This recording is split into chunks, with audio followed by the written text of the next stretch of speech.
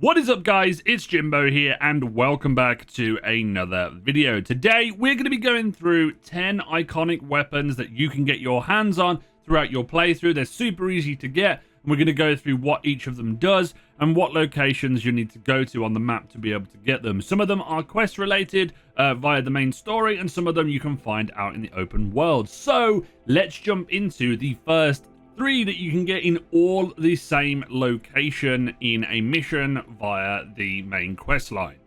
The first of those is the Kongou. The Kongou is on the bed within the heist mission at Kaneki Plaza in the Arasaka penthouse. You'll go there as part of the main quest line, and the unique thing with the Kongou is that it has the ability to ricochet rounds, and it has reduced recoil and increased fire rate to make up for the smaller magazine. It is very, very powerful, and you can also put a silencer on this as well, so if you're doing a silent playthrough, it's going to be very good. After you've grabbed it off the bed, you can head over to Saburo Arasaka that is on the floor after the cutscene, and they will have the knife that is called the Nehan. The Nehan allows you to apply bleeding to enemies whenever you throw them. You can also get hemorrhaging as well, and what hemorrhaging does is it drains their health and also regenerates yours. This is going to be amazing to combo with another easy iconic, which is the Satori. The Satori is on the roof in the same area of the penthouse.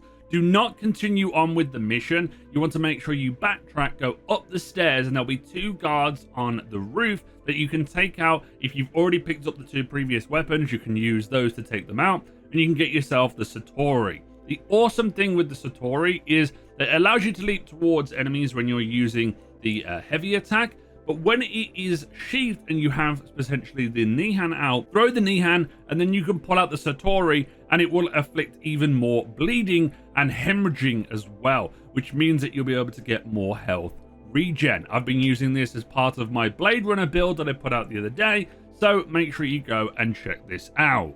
A quick note, these are missable in this main story quest, so make sure you pay attention. If you have missed them, you will have to find a way to get back into Kaneki Plaza by doing some jump shenanigans, but I'm not going to cover that in this video. The next iconic you can get your hands on is the Errata. This is via the disappearance mission that you do with Judy. As you make your way through the entire mission, follow the steps and you'll get to an area where you have to go underground in this facility, and you will find someone standing in front of a furnace. Kill the enemies here and you will get yourself the thermal katana, the Errata. This is awesome because it has a chance to inflict burn onto enemies. So essentially you can set people on fire with your katana. Who wouldn't want to do that? Our next iconic weapon is Rebecca's gun, Guts, from the Edge Runners anime. Now, if you've not watched this, it's an amazing shotgun that she uses in the show. And in order to get hold of this, you need to go to the location on screen in Memorial Plaza in the Corpo Plaza, and there will be 3 monks sitting down. Go past them, and then there will be the gun in the bushes just behind. It's a really awesome gun. It has the effect that when you fire it, it is super recoil intensive, but you can shoot faster and deal more damage with this, but its accuracy is pretty awful. But it's a shotgun at the end of the day, and it does kick very hard, so you will have to go down and invest some points into body potentially, because it will go into the power shotgun area of the game. So if you want to go down that route, then you can do. Another story-related one that you can miss is the cocktail stick, which is in the Clouds Club, which you go to as part of the main questline when you're looking for Evelyn. Now, the way to get this is, if you've missed it via the story, you need to go back to the area where Clouds is, follow the way that I have just put on screen. You're going to have to do some jump shenanigans with dashing and also a double jump, and then you can get back into Clouds and go through. There'll be no enemies there, and you can get yourself the cocktail stick. The good thing about this is that it does increase the likelihood that you will be able to dismember things and also inflict bleeding with this weapon. It's super awesome. It's basically a pink katana, which why wouldn't you want a pink katana in this game?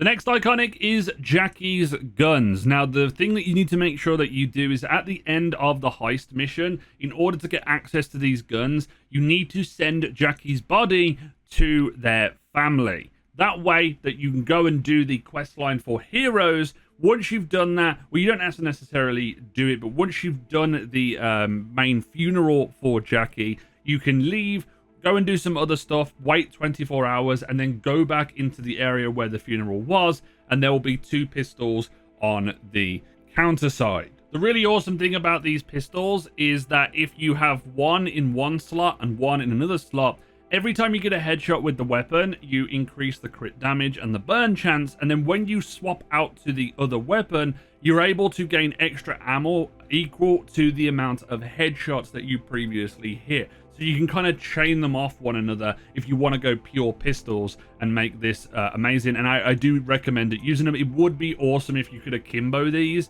but sadly we don't have that in the game currently. The last of the findable weapons, I will say, when it comes to the iconics, is Skippy. Skippy is a smart pistol that you can find in an alley in Haywood. The location will be on the screen right now. And you go through this really awesome piece of dialogue that the weapon will have when you pick it up. You go through, it will calibrate everything, and then once you've gone through all of the dialogue, you will be able to get this smart pistol. It is awesome because it has a really good lock-on time and a 85% headshot damage multiplier. So if you are running pistols as your main primary weapon, then you are going to be able to do a lot of damage with this. I really enjoy the dialogue with this weapon, so go and pick it up.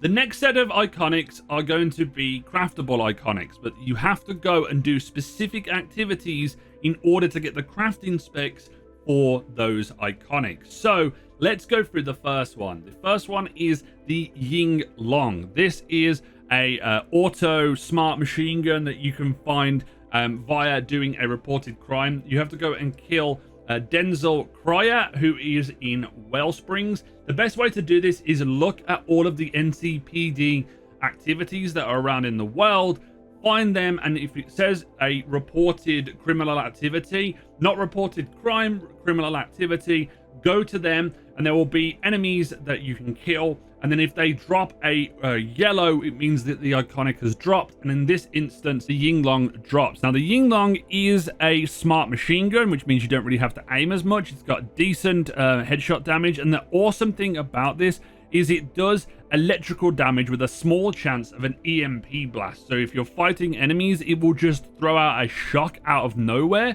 And it is really awesome. And I do recommend this if you want to go down the SMG route when you're playing the game. The next craftable iconic that you need to go and get your hands on is the Headsman. The Headsman is from the Militech mech in North Oaks. It's a reported crime that you'll need to go to. It's the only one in the area. You basically assault this military area with loads of Militech, with robots as well as normal enemies as well. You kill the mech and it will drop a shotgun. And this shotgun's really unique because it doesn't fire pellets. It fires a single round. And it's got great accuracy. Headshots also increase your reload speed, and also subsequent headshots after that increase crit damage as well. So if you go down the shotgun routes, this is going to be a massive damage dealer as well.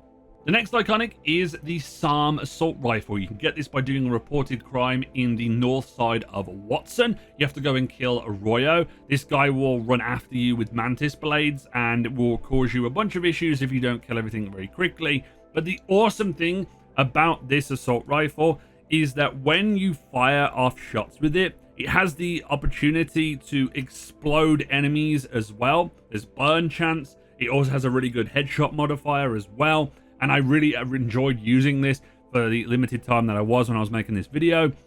It's super awesome, and I definitely recommend going and getting your hands on this iconic. The last craftable iconic of today's video is the Breakthrough. This is a tech sniper rifle that you can find in the Rancho area of the map. It's in the bottom left in the area, and it's another reported crime one. You need to go here and kill all the enemies, and then you will get the crafting spec from the main boss enemy that you have to fight in the area. And the awesome thing with this is that it has a charge up time. It's essentially like a mini railgun, and also you can penetrate through walls with it, and also it can ricochet, and the headshot damage multiplier is crazy with it. And because I feel generous, I want to give you a little bonus weapon. There's one that you can't miss, and it's really easy to get. As soon as you come out your apartment at the start of the game, go to the gun store that you can find in the main mega building, and it will have the Dying Knight for free in the inventory. You can go and get this, and it is really awesome. It does give you shock after rapid hits, or it gives the enemies shock after rapid hits, so definitely recommend picking this up, and it's a really good iconic to start out the game. So there's been a bit of confusion with a previous video that I made talking about iconic weapons and how to upgrade them, and I wanted to clarify a couple of things. Your level and your street cred, I think your street cred basically plays into what things will drop at specific vendors, and also prices of stuff as well, and making sure things are a little bit cheaper. But I don't know if it's necessarily tied to what level or other loot in the game will drop. Your actual level will influence what other things will drop at specific rarities. Like, for example, right here, we have a one-handed club that is a tier 3+. Other weapons that don't have the iconic tag will drop anywhere from tier 2 to tier 4, depending on what your level is, and the highest in the game is tier 5 and then tier 5+, and I haven't got there just yet, but as you play the game, you will find more drops for these specific weapons. However, the iconics are upgradable. Other weapons in the game aren't upgradable. So for example, here I have the Dying Knight pistol, and I can upgrade this. It's a level 1 right now, a tier 1. I can upgrade this to a tier 1+, and then all the way into a tier 2, a tier 2+, and it goes all the way through. As you can see, I have the breakthrough. I can make it a tier 3+ as well. I can make this a tier 4, the cocktail stick, because it is a 3+. So you can scale all of the other iconics in the game by buying and making sure that you have all these crafting components, right? But you can't get other drops. For example, like this, you will get, maybe you find a really awesome weapon that you like, but it's only like a tier 4. You won't be able to upgrade that, but you can upgrade the iconic. So hopefully that clarifies some stuff when it comes to crafting and level scaling within the game. So there is a bunch of iconic weapons for you and their locations. Hopefully one of these weapons is awesome and you're going to go and use it. I am going to do a follow-up video on a bunch of other weapons within the game, because there's way more than what I've just shown off. And also the crafting tip as well at the end will hopefully help you understand a little bit what is going on with blueprints and upgrading iconics within the game. And as always, if this video has been informative and helpful, leave a like on it, subscribe if you're new, and turn on the notification bell as always, and leave a comment down on what your favorite weapon is in the game currently, because I'd love to know. And as always, this has been Jimbo, and I'll see you guys next time.